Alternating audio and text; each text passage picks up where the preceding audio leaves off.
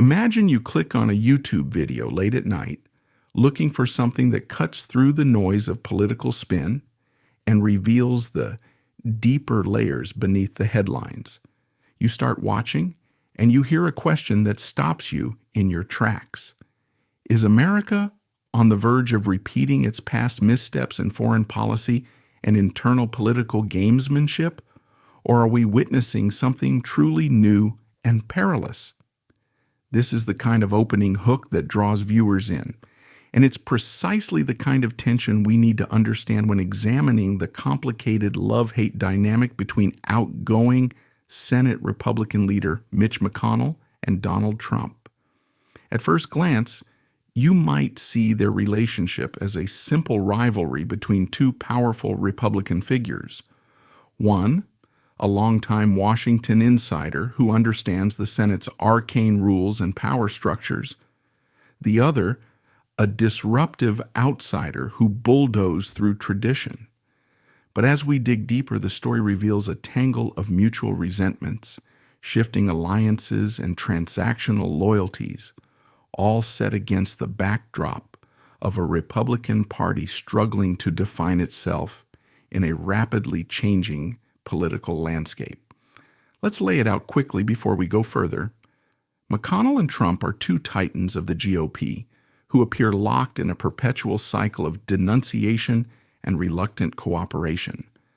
McConnell tolerates Trump's behavior when necessary to preserve power and advance the party's legislative goals, but occasionally issues veiled criticisms when Trump's actions threaten the broader Republican brand or contradict long-standing Republican orthodoxy, like the U.S. stance toward its allies and global leadership role. Trump, for his part, despises McConnell's cautious and calculated moves. The senator's unwillingness to wholeheartedly embrace Trump's every narrative, and especially McConnell's failure to join the chorus of uncritical praise that Trump demands. In the opening seconds of a compelling video, you might see images of McConnell delivering a speech at the Ronald Reagan Presidential Library to a standing ovation, then a quick cut to Trump smiling confidently at a rally, and then a flashback to both of them after the 2016 election, navigating their uneasy alliance. There is tension right from the start. The viewers already get a sense that these two men, so essential to shaping the modern conservative movement, are less partners and more frenemies. McConnell, the old guard Republican who helped reshape the judiciary and championed conservative judges, sometimes pushes back on Trump's rhetoric, particularly when it comes to foreign policy and America's role in the world. Trump, the man who insists on absolute loyalty, cannot abide disloyalty or even measured critique. This sets the stage for a story that is not simply about two politicians, but about the future of U.S. leadership, the sanctity of institutions, and the party's internal contradictions. Now consider the latest episode in this ongoing saga. Recently, McConnell delivered remarks that took a swipe at Trump without mentioning his name. It happened at a place weighted with symbolic meaning, the Ronald Reagan Presidential Library, a hallowed site for Republicans who admire the 40th president's legacy of muscular foreign policy, anti-communism, and faith in America's ability to lead the free world. There, McConnell invoked Reagan's memory and placed it in direct contrast with today's isolationist whispers within the GOP. While McConnell never said Donald Trump, everyone knew exactly whom he meant. He criticized the idea that America could be made great again by turning inward, by managing national decline, rather than projecting confidence and strength abroad. McConnell called it out as a dangerous fiction, signaling that certain influential voices, Trump's isolationist leanings, chief among them, run contrary to the Reagan-era ethos that McConnell wants to preserve. To better understand the divide between McConnell's traditional stance on global engagement and Trump's more isolationist leanings, it helps to consider the broader historical context of Republican foreign policy. After the Cold War, a debate emerged within the GOP about the proper extent of American involvement abroad. While many Reagan-era Republicans embraced a sustained international presence, promoting stable alliances and collective defense, other voices within the party began questioning the financial and strategic costs of maintaining such commitments. These undercurrents of skepticism occasionally surfaced throughout the decades, reflecting an older pre-World War II isolationist tendency that had never fully disappeared. By placing McConnell and Trump in this longer continuum, viewers can see that the current friction over America's global role is not an isolated incident, but part of a recurring tension within the Republican Party, one that periodically reemerges in response to shifting domestic and international pressures. Just as the hook of a good video draws you in, McConnell's speech at the Reagan Library drew the attention of old guard Republicans. These more traditional conservatives remember Reagan's strategy against the Soviet Union, his willingness to support NATO, and his careful building of alliances that ultimately led to the collapse of the Iron Curtain. Fast forward to today's geopolitical context. A rising China, an aggressive Russia, challenging the rules-based order, and allies nervous that the United States could abandon them. McConnell's message is that a Republican Party that forgets Reagan's lessons risks losing not only its moral authority, but also its strategic edge. By paraphrasing Trump's trademark slogan, "Make America Great Again," to highlight the folly of isolationism, McConnell was essentially calling out Trump's worldview, reminding the audience of how fragile America's global primacy can become if it withdraws from international leadership. At this point in our narrative, it's essential not to lose any detail. The original information we have is that McConnell spoke at the Reagan National Defense Forum, that he received a standing ovation, and that he criticized a new strain of Republican thought that tries to downplay America's global role. We're keeping all that intact, but we can now expand further, painting a more complex picture. McConnell's not a perfect hero here. Far from it. He has a long history of prioritizing party power over principle, often accused of hypocrisy when it comes to Senate rules and judicial nominations. But for all his faults, McConnell stands in contrast to Trump's style of leadership. Trump often derides alliances like NATO, has expressed admiration or at least warmer sentiments for authoritarian figures, and is known for transactional rather than principled foreign policy approaches.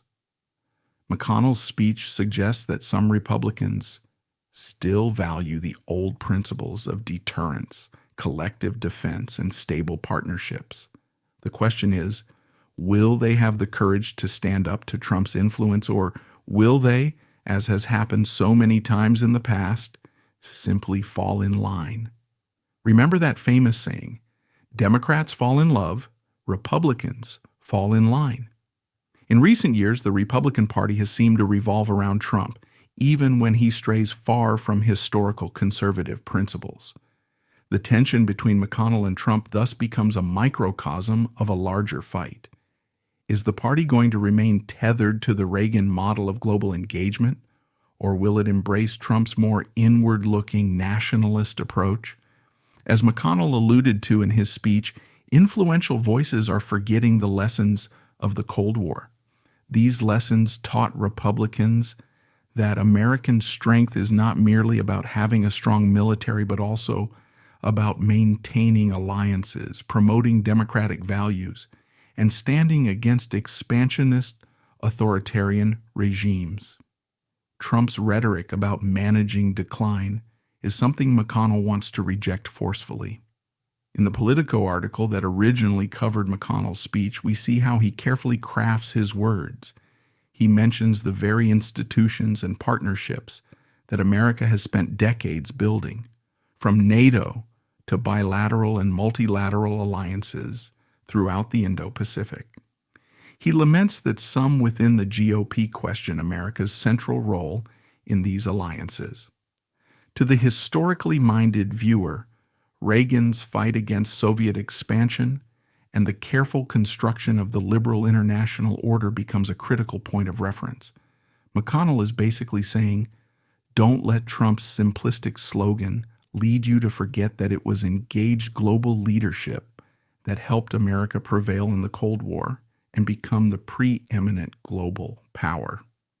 As the video narrative would continue to unfold, each segment or hook would introduce new layers. Perhaps after McConnell's comments, we'd show footage of Trump's rallies where he criticized NATO allies for not paying their fair share, or highlight the time Trump seemed indifferent to the alliance's survival.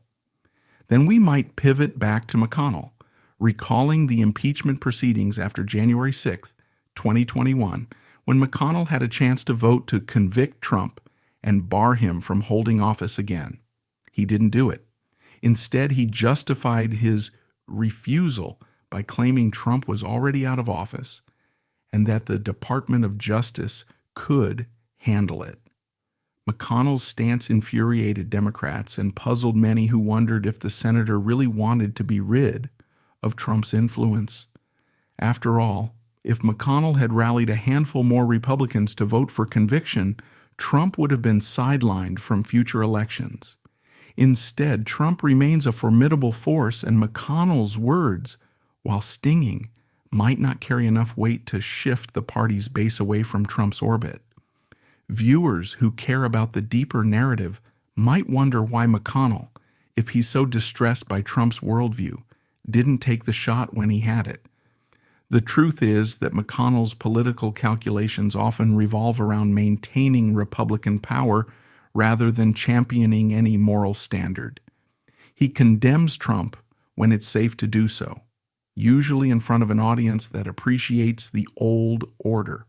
But when push comes to shove, as during impeachment, McConnell has often chosen the path of least resistance, enabling Trump to remain a force in the GOP. This constant push and pull adds a layer of intrigue.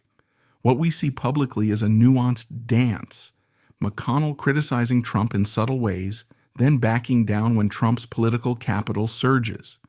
The audience might be left asking, does McConnell truly oppose Trump's stances, or is he just waiting for the right moment to reassert traditional Republican authority?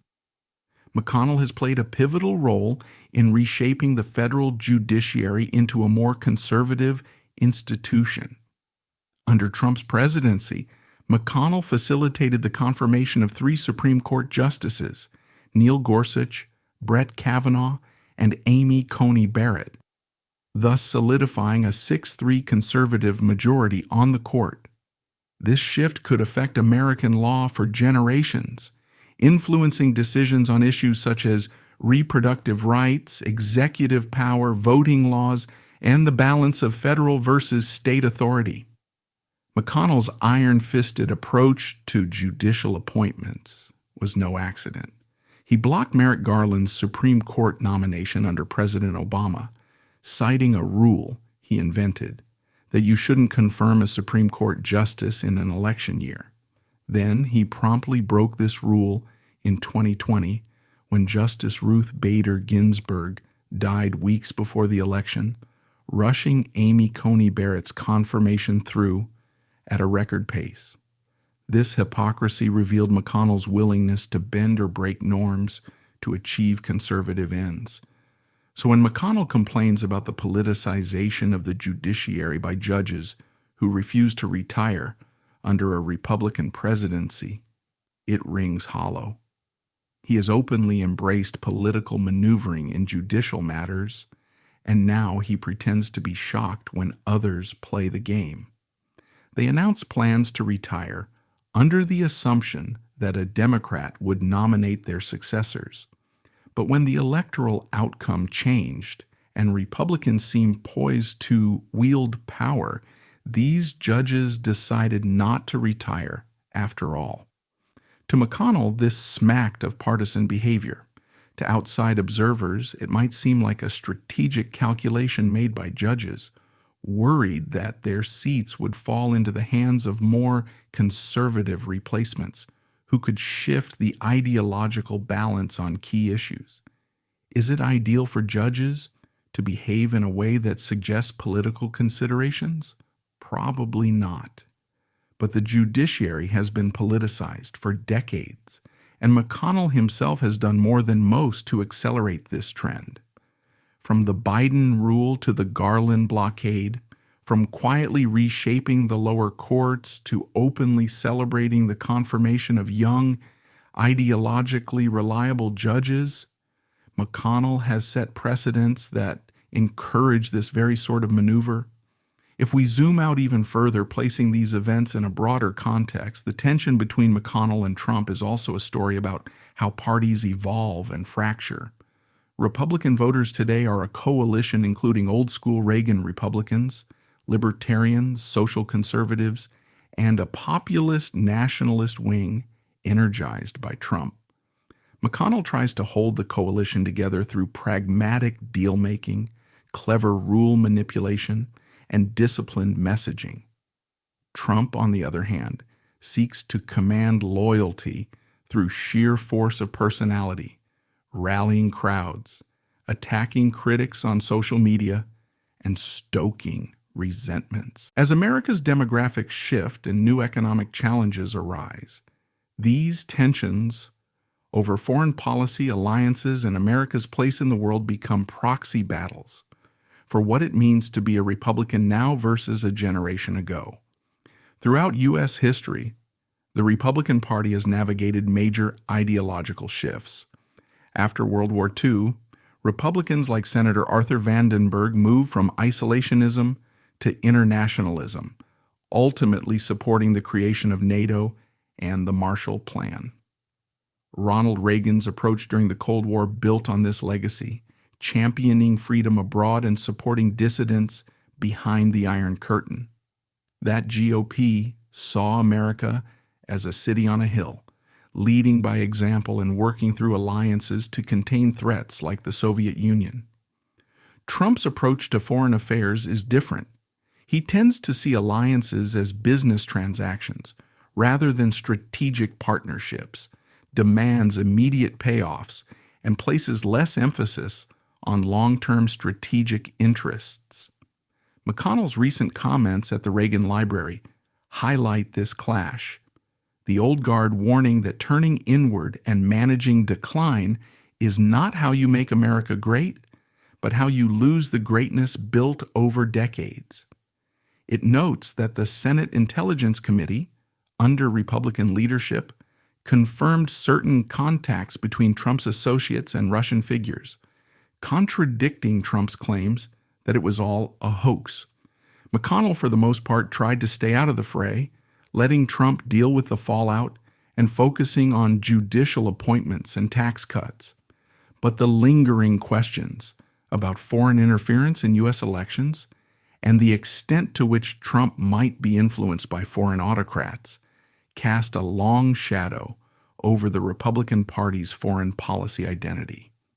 McConnell knows that hearkening back to Reagan means acknowledging that Russia, or any authoritarian adversary, is not a friendly competitor, but a strategic threat that undermines democratic norms. By criticizing the faction of the party that forgets these lessons, McConnell indirectly criticizes Trump's foreign policy instincts, which often appear more transactional and less values-driven. Trump's isolationism can also be linked to his stance on Ukraine. Trump throwing Ukraine to the wolves. Let's elaborate. Under the Biden administration, support for Ukraine has been strong as the country defends itself from Russian aggression. Trump, however, has signaled less willingness to commit to long-term military and financial support for Ukraine. McConnell's hawkish streak and historical alignment with a strong NATO would ordinarily make him a champion of robust assistance to allies facing external threats. If Trump were to regain power, would McConnell and other traditional Republicans push back against a more isolationist approach that leaves Ukraine vulnerable and sends a message of American retreat to other global partners. The tension over Ukraine, NATO, and America's commitments around the globe is a litmus test for how deeply Trump has reshaped GOP priorities. Trump attacked her with anti-Chinese slurs, a move that infuriated McConnell but did not provoke a definitive break between McConnell and Trump. This personal dimension adds emotional weight to their rivalry. After all, Trump insulted McConnell's spouse in a racist manner, something that would ordinarily burn bridges permanently. And yet McConnell maintains a cautious stance, criticizing Trump only indirectly. What does this say about the party and the power dynamics within it? It suggests that Trump's political capital and hold over a significant portion of the Republican base is so strong that even McConnell, a master tactician, cannot afford a full-blown confrontation. Should McConnell have stood up more forcefully when Trump attacked Elaine Chao? Why didn't he take the opportunity to denounce Trump's bigotry at that moment? Was McConnell's decision purely strategic, or does it reflect a deeper fear within the GOP of alienating the pro-Trump voter base? By inviting viewers to consider these questions, the video encourages deeper engagement, prompting them to comment, share thoughts, and reevaluate their assumptions. The narrative, as it progresses, would drop hints gradually, never revealing all at once to maintain suspense. Perhaps it would show clips of McConnell praising Reagan's foreign policy legacy, while images of Trump shaking hands with autocrats flash on the screen. Then it would return to Trump speaking dismissively of NATO at a rally. After that, cut to McConnell's complaints about judges unretiring because they don't want Trump to pick their successors, and then weave in background information about how McConnell's own manipulation of Supreme Court appointments shattered decades-old norms. This layered approach keeps viewers on their toes. They learn not only about the latest spat, but also gain a richer understanding of the characters involved and the stakes at play. One might show McConnell's attempts to position himself as the guardian of Republican orthodoxy, preserving the Reagan vision of global leadership. Then we contrast that with the possibility of a second Trump presidency, where Trump, unrestrained by re-election concerns, might double down on isolationism, transactional diplomacy, and the dismantling of traditional alliances.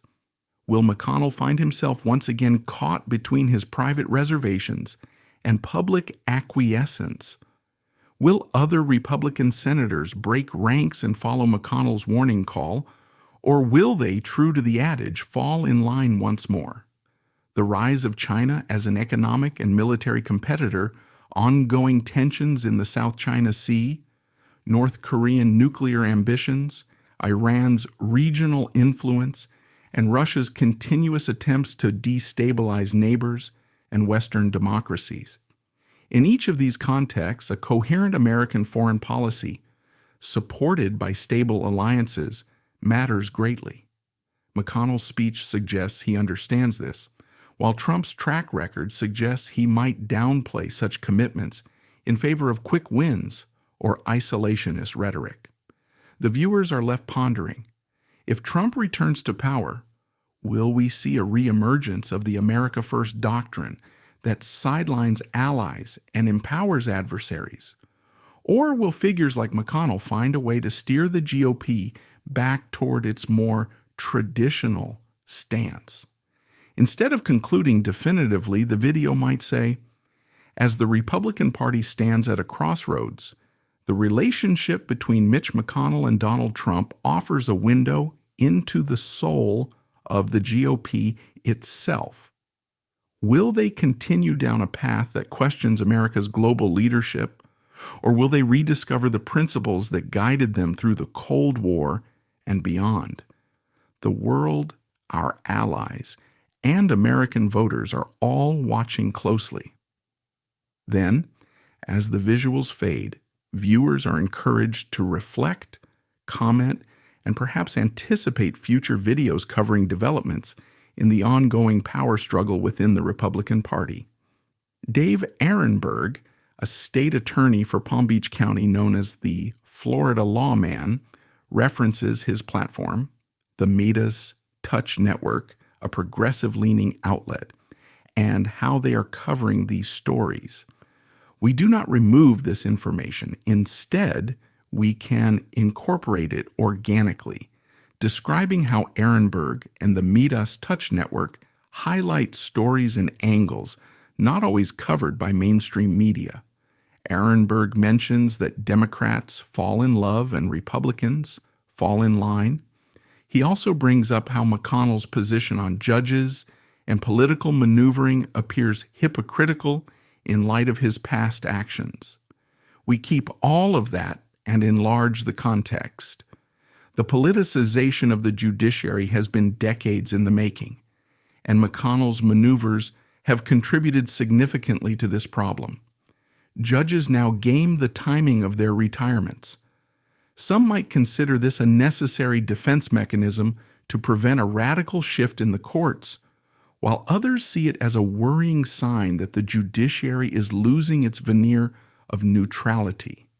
We stress that this kind of scenario, where judges consider who will replace them, highlights that the judiciary is not insulated from politics.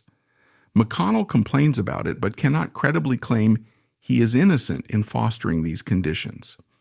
Ehrenberg also points out that McConnell remained loyal to Trump during crucial moments, such as the impeachment after January 6th, when with just a few more Republican votes to convict, Trump could have been barred from future office. Instead, McConnell let the moment pass, later issuing statements that tried to have it both ways, condemning Trump's actions, but refusing to hold him accountable in the Senate trial. This is how McConnell created a space for Trump to remain a major figure, which McConnell might now regret as he sees Trump's influence challenging the old Reagan model of leadership. By retaining all these details and weaving them into a more extensive tapestry, we give viewers the feeling that they are seeing the entire chessboard, not just one move. As we close, we might remind viewers about the possibility of Trump challenging alliances like NATO again. We know that NATO members have expressed concern over whether the U.S. will remain committed to collective defense if Trump returns to the White House.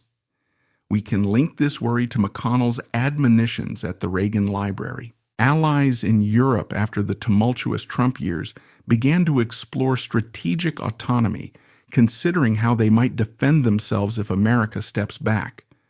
McConnell doesn't want to see that happen. He wants America to remain at the center of these coalitions. Whether his influence and that of traditional Republicans will be enough to counter Trump's appeals to the party base remains an open question. As we end, we might echo Ehrenberg's sign-off. He mentions being on the road, filming from a kitchen, promising to return to the studio soon. The informality of that detail contrasts with the gravity of the subject matter, reminding viewers that crucial political stories are being covered by people in real time, sometimes in less than ideal conditions. He tells viewers to like, subscribe, leave comments, and share the video. He mentions the Midas Touch newsletter and their sister channel, True Crime MTN, where he covers hot true crime cases. We keep this information intact because we must not remove any details from the original. The mention of these other outlets and side projects might seem tangential, but it adds authenticity and variety to the final piece. The viewer now knows where to find more content if they're interested, which helps maintain engagement and brand loyalty. By the time viewers reach the end of this long narrative, they have not only learned about the McConnell-Trump relationship and its implications for U.S. foreign policy, judicial appointments, and political norms, but also about the broader historical, cultural, and strategic context that makes this saga more than just a petty spat. They've seen the complexity and the stakes, and they've been asked questions that invite them to think deeper. This approach keeps them watching, keeps them engaged, and ensures that the narrative is not just a piece of fleeting commentary, but a more substantial examination of a turning point in American political life.